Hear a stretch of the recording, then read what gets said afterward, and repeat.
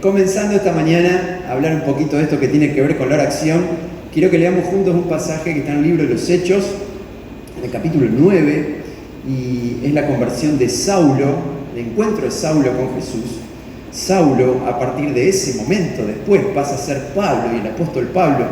Así que es un punto diametral en su vida y también en la palabra de Dios. Dice Hechos 9, Saulo, respirando aún amenazas y muertes.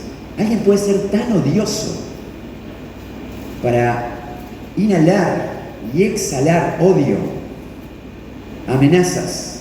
La amenaza es pensar cómo hacerle mal a otros. Saulo, un hombre instruido en las Escrituras, respira amenazas y muerte contra los discípulos del Señor. Así que en Jerusalén vino al templo al sumo sacerdote y pidió autorización, cartas para las sinagogas de Damasco, lo que es la capital de Siria, a fin de que si hallaba hombres y mujeres de este camino, discípulos de Jesús, los trajera presos a Jerusalén. Quiero darles el detalle que entre Jerusalén y Damasco había 330 kilómetros. O sea que es un viaje que en ese momento se hizo mayormente a caballo, o en algún camello por ahí. Y a veces me pregunto, ¿cómo iba a ser Pablo o Saulo para traer a todos los seguidores de Jesús de Damasco a Jerusalén? No había alquilado un charter. Hubiera sido un viaje lastimoso, terrible, desgastador, donde muchos se hubieran quedado en el camino. Pero, yendo por el camino hacia Damasco, aconteció que al llegar cerca de la ciudad, repentinamente, inesperadamente, lo rodeó un resplandor de luz del cielo. Y cayendo en tierra, oyó una voz que le decía: Saulo, Saulo, ¿por qué me persigues? Y él dijo: ¿quién eres, Señor? Y dijo: yo soy Jesús, a quien tú persigues. Es muy duro dar patadas contra una chuza, te estás lastimando solo. Y él, temblando y temeroso, dijo: Señor, ¿qué quieres que yo haga? Y el Señor le dijo: levántate y entra en la ciudad, y allí se te dirá lo que debes hacer.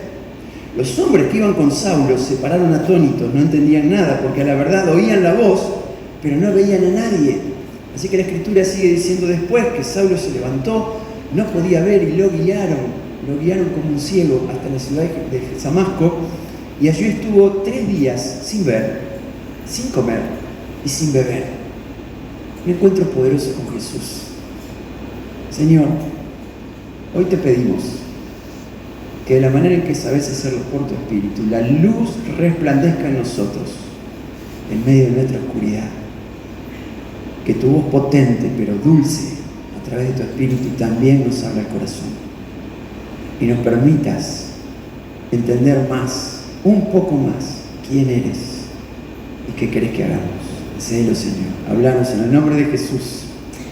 Amén. Bueno, quiero decirles que Saulo cree que está haciendo bien.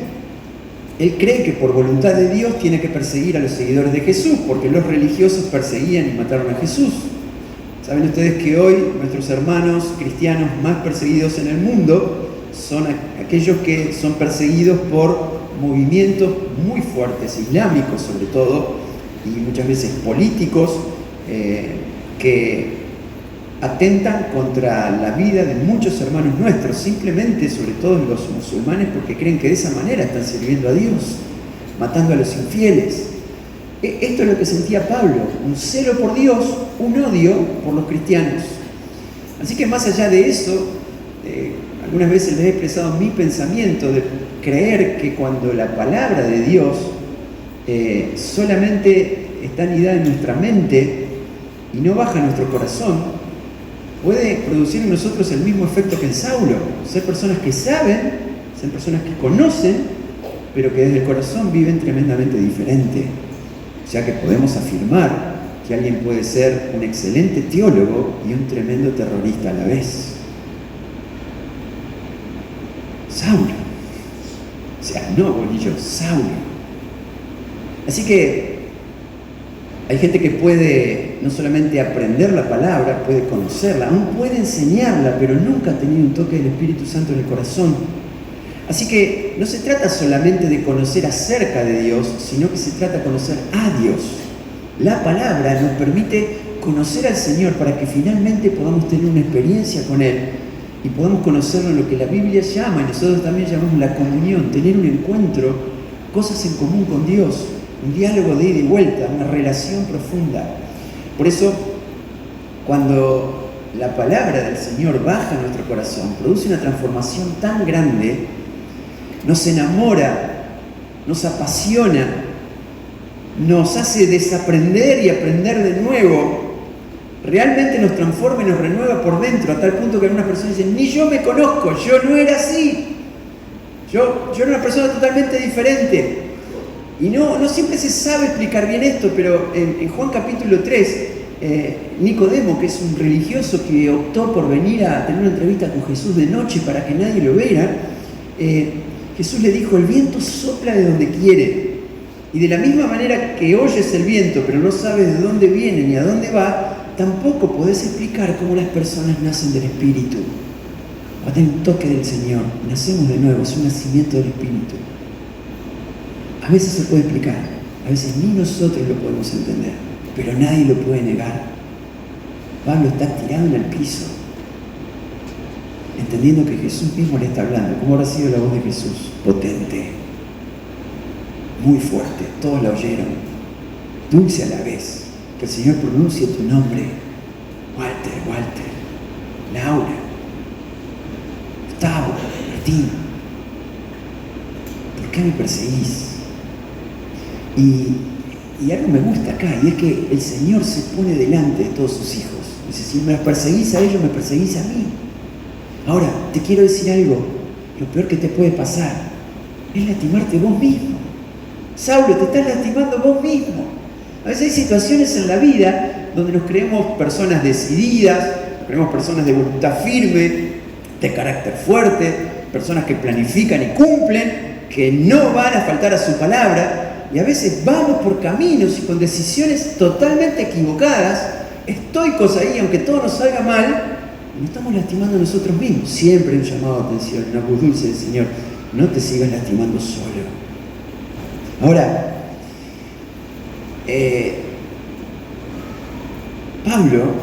Saulo, tuvo dos frases que le dijo a Jesús.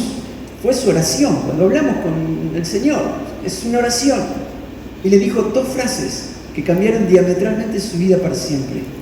La primera, ¿quién eres, Señor? Y la segunda, ¿qué querés que haga? Por tanto, ahí nos damos cuenta que cuando conocemos más al Señor, cuando tenemos una relación profunda con Él, eso pasa a través de la adoración y la oración. Y cuando decimos, Señor, ¿qué querés que haga?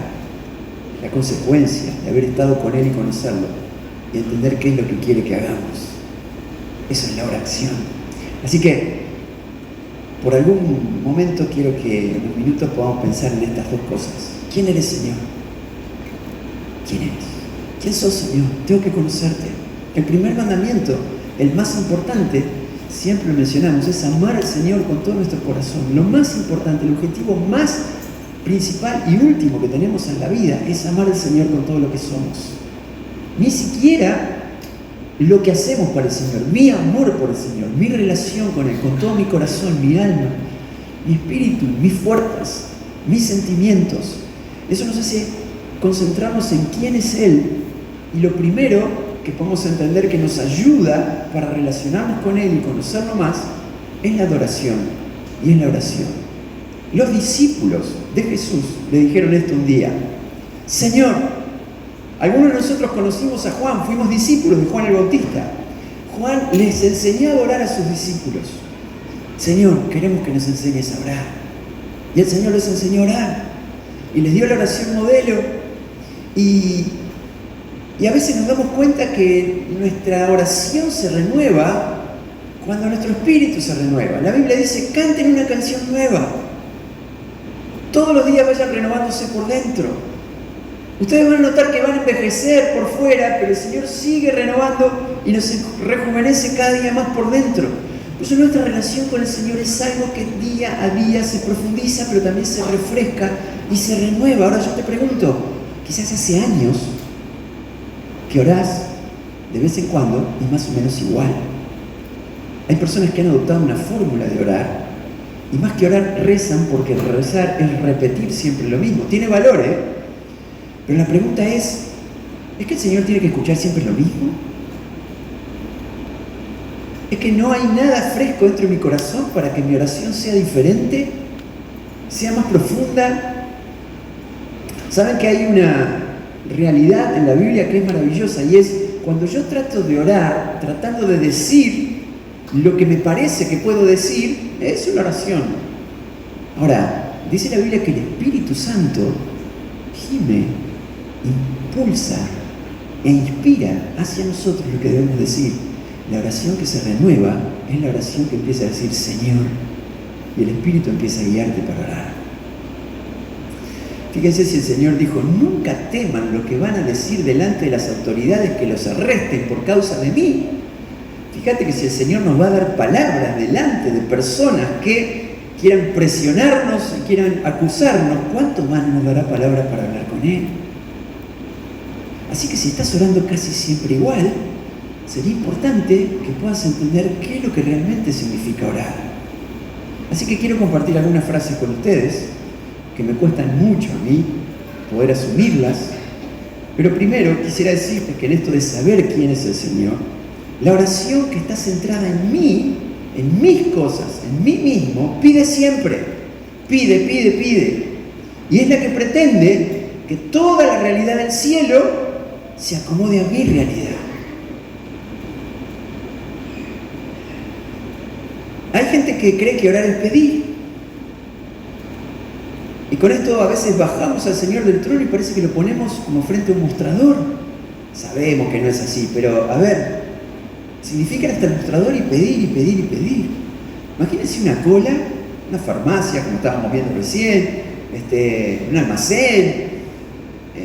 Llegás al banco, al mostrador, y de repente le decís al cajero, ¿cómo estás? No sabía con quién hablar hoy. ¿Tenés un ratito para hablar? La persona te va a decir, yo estoy acá para atender, ¿qué necesitas? No, saber, ¿cómo te va? No, el que va frente al mostrador tiene una persona detrás que está para atender los pedidos. Nunca estaba concebido que eso sea la oración. Dios atiende nuestros pedidos. Pero ¿por qué razón creemos que el cielo se tiene que adaptar a nuestra realidad? Hay oraciones que son muy particulares. Señor, trae a mi mujer otra vez. Que vuelva otra vez. Esa oración la está haciendo alguien que maltrató a una mujer durante mucho tiempo y la trató como la mona. Y ahora le está diciendo al Señor, trae a mi mujer. Señor, necesito trabajo. El tipo duerme hasta el mediodía. Necesito un trabajo. Hay mucha gente que dice, Señor, ¿cómo me gustaría que mi familia te pueda conocer y que venga a la iglesia? Pero lo que pasa es que mi familia ve la manera en que yo vivo. Es imposible que esa gente quiera vivir lo que yo vivo si vivir es eso. Así que de alguna forma cuando pedimos, de alguna forma parece que nos hemos tomado en serio que el cielo está a nuestra disposición para acomodarse a nuestra realidad. Santiago dice, capítulo 4, ¿sabe por qué ustedes piden y no reciben? Porque piden mal, porque piden para ustedes.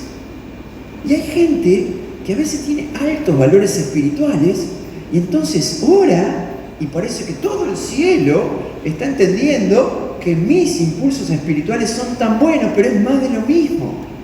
El Señor mandó a sus discípulos que cuando llegaran a una ciudad en Samaria, pasó en una oportunidad, Samaria siempre un territorio conflictivo, siempre los judíos eran odiados por los samaritanos. Él los mandó para que le prepararan lugar, fueron a buscar un hospedaje, fueron a buscar un lugar donde podían comer, y realmente los samaritanos maltrataron a los discípulos y los echaron de la ciudad.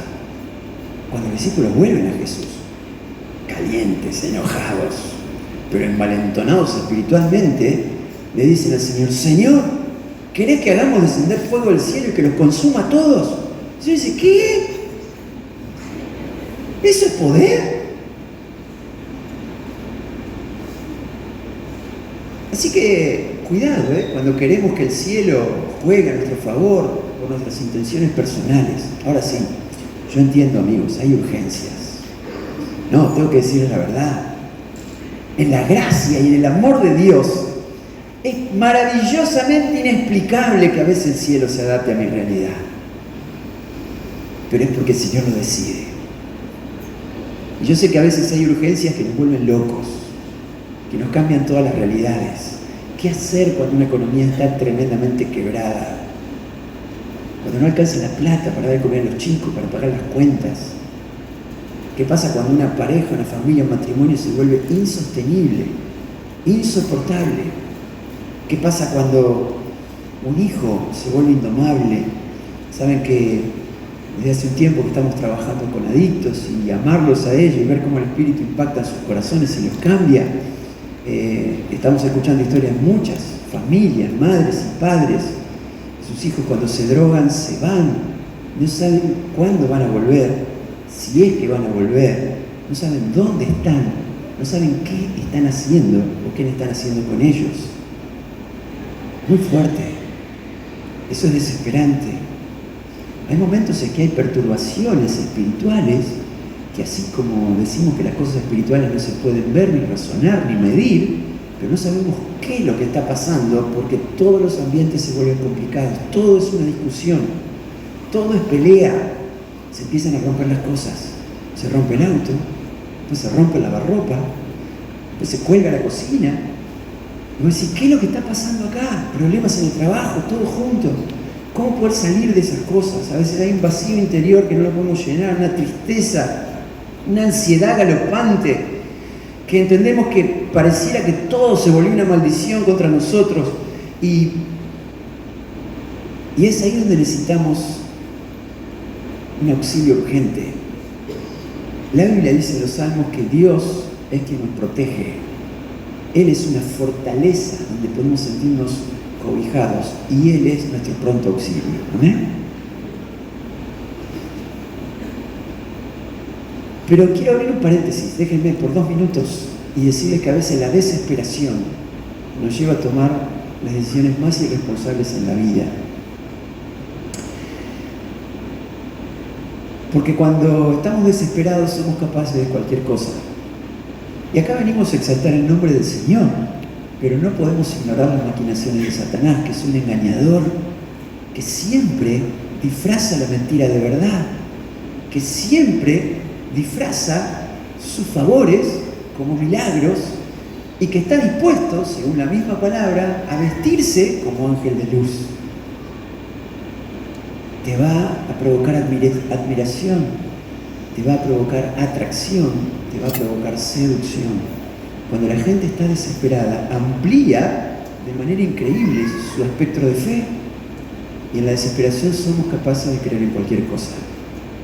Hay gente que entre a una enfermedad, frente a un dolor insoportable, frente a una situación tan difícil, han ido a consultar a curanderos, lo voy a decir abiertamente, a videntes, a personas que leen el futuro, a gente que de repente tiene actividades tipo estas prácticas alternativas, no me está saliendo bien la palabra, que traen paz interior.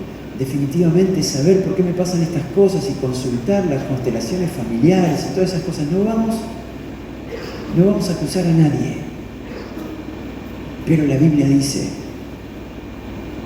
que así como abiertamente podemos llegar a serles infieles en una cama a nuestra propia esposa, con otra mujer o con otro hombre, es lo que el Señor siente en su celo interior por amor a nosotros. Y ser adúlteros espiritualmente significa prestarnos a quedar entrampados en el reino de las tinieblas por una desesperación. Quiero decirles algo. Cuando alguien va desesperado, alguna de estas personas, por una enfermedad, se sana. Cuando alguien va desesperado delante de estas personas por una guía, la encuentra. Por los pasos que tiene que dar, los va a recibir. Inexplicablemente vamos a ver cómo nos leen el pasado y nos lo dicen y también nos van a decir el futuro. Nos fascina. por ahí, como se habla de Dios y parece que el Señor está en todas las cosas y también nos permite estas cositas alternativas y por las dudas para que nosotros podamos zafar en medio de sus silencios un poco confusos. Quiero decirles algo, la Biblia nos dice que el Señor actúa por gracia. Gracia significa que recibimos los milagros de Él, su amor, su salvación y toda la transformación como un regalo inmerecido. Nadie lo merece. La gracia de Dios da. Dio a su propio Hijo, el Padre. Dio al propio Hijo Jesús por nosotros. Está dispuesto a darlo todo. Y cuando lo da, nunca va a reclamar. Porque su gracia y su misericordia, como cantamos hoy, no tienen fin. Se renuevan cada día para nosotros. Ahora, el diablo imita al Señor, pero trabaja un poquito diferente. Él siempre cobra sus favores. Así que quiero decirles, porque ustedes lo han experimentado o saben de otra gente que le ha pasado también, vas y te sanás. Vas a empezar a ver cómo después se empieza a complicar todo. Se empieza a complicar el ambiente, se empiezan a romper las cosas, te enfermas de otra cosa. Y todas esas cosas que a veces nos empiezan a hacer sentir de que dependemos más de algo en lo cual hemos quedado prendidos y que el favor que hemos recibido tiene un alto costo. El alto costo no es que se rompan las cosas y que todo salga mal y que nos enfermemos de otra cosa. El alto costo es que quedamos prendidos al reino de las tinieblas. Zafate lo antes que puedas. Nunca le falles al Señor en estas cosas, porque siempre el diablo cobra los favores muy caros. Eso pasa cuando mi oración, mis deseos y mis necesidades quieren hacer que toda la realidad celestial se adapten a lo que yo necesito. Ahora, cuando el Señor le enseña a orar a los discípulos, le enseña esta oración modelo, que decimos que es el Padre Nuestro, y le dice, oren así, que de la misma manera que se hace la voluntad del Padre del cielo, se haga acá en la tierra. Fíjense ustedes, es todo un contraste. Por lo tanto, la oración que está centrada en el Señor es la que ofrece acomodar la realidad del cielo a mi propia realidad. Es totalmente al revés. Cuando la oración está centrada en mí, yo espero que el cielo se adapte a mi realidad. Cuando mi adoración y mi oración está centrada en el Señor, mi realidad es entregada a la voluntad del cielo. ¿Se entiende? ¿Me explico bien? Yo voy a decir, bueno, pero ¿cómo es? Y correr el mostrador, dejar de pedir y empezar a adorar y empezar a reconocer quién es el Señor. Orar contemplando al Señor. No lo vemos, pero ustedes saben cómo es. Es abrir la palabra, es abrir la Biblia y empezar a orar lo que la Biblia dice que oremos, hacer las oraciones que están ahí, pedir lo que Él quiere que pidamos, lo que dice que pidamos. Nuestra oración se empieza a transformar y ya no está centrada en mis necesidades, sino está centrada en sus deseos y en sus propósitos. Eso hace que toda mi realidad pueda acomodarse a la realidad del cielo. ¿Saben? Acá hemos construido en estos últimos años un ambiente que es el ambiente de nuestra casa de oración, que funciona acá todos los días. Es un ambiente diferente porque de alguna forma hay espacios que hemos creado donde no están guiados con nadie que esté diciendo ahora hacemos esto, ahora cantamos, ahora oramos, ahora hacemos esto. Imagínense que en este momento acá no haya nadie que dirija nada y la presencia del Señor empieza a llenar y la presencia del Señor empieza a hacerse sentir y cada uno tiene un momento en que abrimos nuestro corazón para el Señor. Eso es muy interesante porque de esa forma nos damos cuenta que en esos ámbitos no abundan los abrazos como lo hacemos acá, pero los brazos abiertos son los brazos del Señor y hay gente que se siente abrazada en la presencia del Señor. Yo no puedo explicarles cómo. Me cuesta a mí todavía entender que hay gente que solamente viene a un espacio donde cultivamos la presencia del Señor y crece espiritualmente. Nadie enseña. Aprende a orar, nadie enseña a orar. Madura en el Señor, nadie da conceptos de madurez. Es la presencia del Señor que lo empieza a llenar. Amigos, no sé cómo explicárselos. A veces hay personas que por primera vez no han venido a la iglesia, no han escuchado el Evangelio explicado, no han cantado nuestras canciones, y voy a la casa de oración, yo a veces digo, ¿entenderá algo? Y a veces me da la sensación de que nosotros creemos que tenemos que hacer que la gente se adapte a lo que creemos y a nuestras estrategias para que puedan entender al Señor. Amigos, cuando el Señor toca un corazón, Es un corazón que Él mismo diseñó. El llamado del Señor es irresistible cuando nos toca. Amén. No necesita explicaciones de nada. La presencia del Señor lo llena todo. Por eso es muy interesante cuando empezamos a darnos cuenta que nuestra realidad puede adaptarse a la del cielo.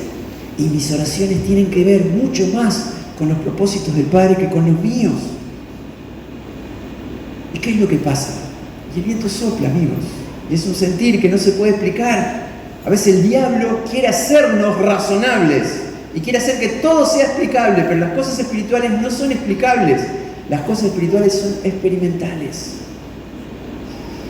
¿Saben que tenemos el movimiento 24/7 de oración? Algunos de ustedes sienten hablar, algunos de ustedes estarán participando. Quiero decirles algo, en el ambiente espiritual, lo que hacemos durante 30 minutos es mucho más poderoso de lo que ustedes creen que hacen y saben. No es solamente poner un dedito y orar por los temas que recibo.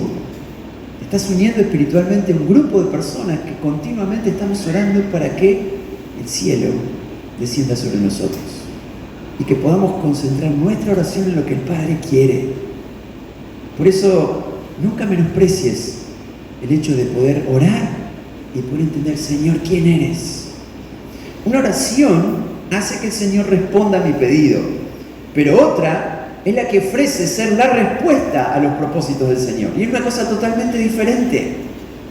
Señor, yo no te pido que me respondas. Yo quiero ser la respuesta a lo que vos querés. Algo que a mí me llamó la atención es que hace un tiempo atrás tuvimos como una actividad en la casa de oración y nuestra oración por las naciones, no es por nada, pero justo era mi hijo Ezequiel con Shirley, tuvieron un aspecto para enseñar acerca de ¿por qué cosas el Señor intercede en el cielo? ¿Cuáles son los deseos del corazón del Padre? ¿Qué es lo que el Señor oraría en mi lugar? Es como acercarme al Señor y decir, Señor, ¿por qué orabas en las noches cuando dormías poco? ¿Qué significa que te hayas puesto en el Getsemaní a decir, Señor, que se haga tu voluntad y no la mía? El Señor en ese momento no estaba diciendo otra cosa que, Señor, yo quiero ser la respuesta a tus planes. Y voy a la cruz, me cuesta, pero que sea tu voluntad. La oración no estaba centrada en Él, sino en que Él podía ser la respuesta a los propósitos del Señor. Así que, cuando entramos en ese ámbito, nos damos cuenta que conocemos mejor al Señor. Querer lo que Él quiere, amar lo que Él ama, despreciar lo que Él desprecia, llorar por lo que Él llora, quebrarse por lo que Él se conmueve, compadecerse por lo que el Señor se compadece. Señor, ¿quién eres? Enséñanos a orar. Te aseguro que la gente que ora más tiempo no es la que tiene más pedidos. Es la que trata de mirar más al cielo y dejar de mirarse menos a sí mismo. Segundo, más cortito. La segunda frase, Señor, ¿qué querés que haga? Porque la oración nos lleva a la acción y es el segundo mandamiento.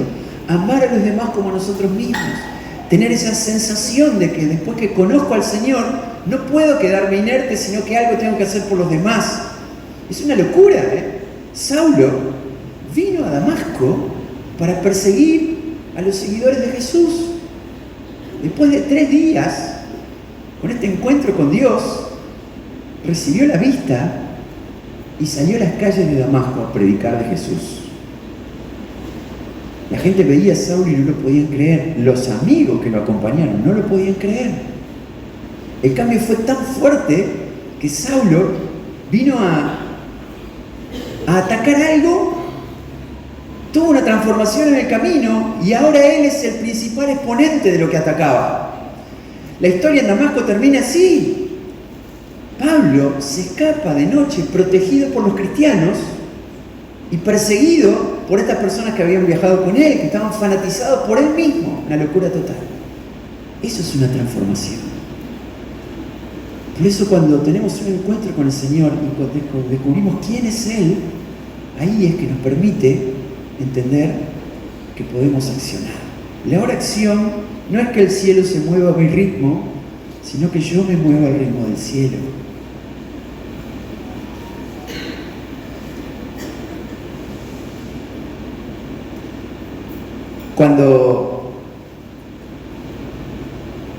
Cuando nosotros lloramos de tristeza, la Biblia dice que el Señor junta cada una de nuestras lágrimas.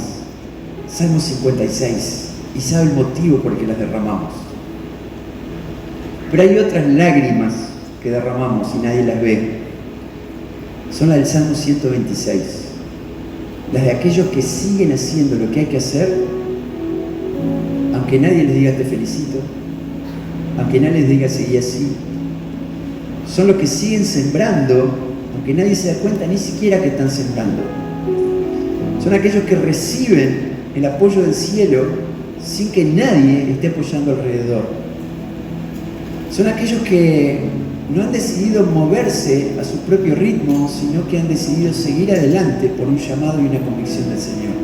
Nunca dejes lo que estás haciendo, aunque nadie se dé cuenta, si el Señor respalda eso, porque dice: los que siembran con lágrimas van a cosechar con alegría y con abundancia. Amén. Y por último, hay gente que dice: bueno, pero yo tengo un montón de cosas que arreglar. Esas también son mentiras muy espirituales de parte del diablo. Cuando arregles tu vida, recién ahí vas a poder accionar y vas a poder ser una persona que pueda servir a otros. No siempre es así. Muchos hemos experimentado que mientras empezamos a accionar por el Espíritu Santo de Dios, nuestras cosas se van arreglando. Hay un hombre que era el terror de la ciudad. Era totalmente indomable, totalmente indomesticable. Una legión de demonios estaban dentro de él, gritaba por las noches en el cementerio. Era el terror de los grandes y los chicos. Cuando el Señor llegó a la ciudad de Gadara, liberó a este endemoniado de todos sus demonios. La gente no podía creer que la mirada de este tipo de repente cambió su tono de voz. Lo veían ahí quieto, su propio juicio, acomodado, equilibrado. Y él le dice al Señor: Señor, yo te quiero seguir a todas partes. Y el Señor le dice: no, tenés que ir al clic. Ahí te van a enseñar. Dijo: no, tenés que hacer un curso de bautismo. ¿Qué le dijo? No me sigas. Tu manera de seguirme va a ser ir a tu familia y a toda la gente que rodea a tu familia y contarle lo que yo hice por vos. Dice la Biblia que el ex endemoniado salió y pudo visitar las 10 ciudades de Decápolis llevando toda su historia. Un ex endemoniado. La mujer samaritana está con Jesús y Jesús le dice: anda a buscar a tu marido. Y tenía una vida un poco desacomodada, entonces ella le dice: viste, no tengo marido. Y el Señor le dice: bien, tenés razón, porque tuviste 7 y ahora tenés otro que no es. El Señor, sos un profeta. Y cuando ella va para ir a contar de Jesús, Jesús le hubiera dicho: no, pará, tenés que acomodar tu realidad. No significa que no tengamos que acomodar nuestra realidad, pero nunca la vida se va a acomodar para que sirvamos, se acomoda cuando servimos. Esta mujer salió y trajo toda una ciudad para que venga a conocer a Jesús. Señor, ¿qué querés que haga? Así que yo quiero contarles nada más que en este tiempo de nuestra oración queremos reaccionar a 3 enfoques que están en el libro de los Hechos. No tiene que ver con todo lo que pasaba en el templo. Queremos entender que las cosas pasaban en el templo, en las casas y en la calle. Así que cuando estamos en el templo, significa todo lo que es Señor, ¿quién sos? Sumate a nuestra oración, sumate a adorar al Señor. Adorá diferente en tu casa, vení, sumate acá en todo lo que querás hacer para conocer más al Señor. En las casas queremos como empezar a tener ámbitos más abiertos, de poder compartir, de hacernos más amigos, de poder comer juntos, de poder orar juntos. Y también eso significa que querés que haga. Y por otro lado, también queremos que la gracia del Señor invada las calles. Miren, que tus acciones no invaliden tus oraciones. Hay gente que dice: lloro todas las mañanas. Bien, ¿hasta qué hora? Hasta las 8. El tema no es que orás hasta las 8, el tema es lo que empezás a hacer a las 8. Tiene nada que ver con lo que oramos. Nunca las acciones corresponden a nuestras oraciones. Así que solamente imaginen qué puede pasar si empezamos a tener conciencia. ¿Quién eres, Señor? ¿Quién sos, Señor? ¿Qué crees que haga? Y que no tenga el cielo que adaptarse a mi realidad, sino que yo abra mi corazón y aprender a orar para que mi realidad se acomode a la del cielo. ¿Qué pasaría si un día cuando estemos con el Señor podamos reconocer que no tuvimos toda la plata que queríamos, que no logramos todo el éxito que queríamos, pero que juntos podemos tener la satisfacción de que inclinamos toda una ciudad para que conozca al Señor? Salvo que quiera estar en el cielo y decir: Señor, gracias porque soy salvo, y también me bendijiste y me diste lo que necesitaba y nunca me faltó nada, y los chicos bien, y la familia bien, y la economía bien. Hay propósitos superiores, amigos. Quizás el Señor nos está invitando a algo superior, algo que tenga que ver con otra realidad. Ahora, siempre va a estar el enemigo para decirte: todo bien, te lo está diciendo ahora quizás. Deja esta pavada para otro. Nunca pudiste salir de esto, ni vas a salir. Mirate lo que sos. Yo quiero decirte algo. El diablo te va a mantener toda una vida peleando por conseguir con tus fuerzas lo que el Señor ya te dio. Ya te lo dio, ya está el Espíritu en nosotros. Así que no pelees por lograr las cosas que el Espíritu ya te da. Las influencias diabólicas no se dan solamente cuando una persona se manifiesta extrañamente. Las influencias diabólicas empiezan cuando le damos lugar en nuestra mente y nuestro corazón a pensamientos mentirosos, a perder nuestra identidad como hijos de Dios y decir: ¿de qué vale la pena orar? Ya oré. ¿Qué voy a hacer? Otro lo puedo hacer mejor. Empieza por ahí, empieza por los pensamientos, empieza por los sentimientos, después empieza por el tiempo, después empieza con los hábitos, después empieza con los malos hábitos, después termina con los vicios, después termina con la perturbación. Todo hubiera comenzado si podemos limpiar esos ambientes y que lo tome el Espíritu Santo y no dejarnos mentir. Que el Espíritu Santo sople sobre nuestro corazón, sople de nuevo, nos avive, nos atraiga a Él, nos haga personas valiosas para el reino. Amén.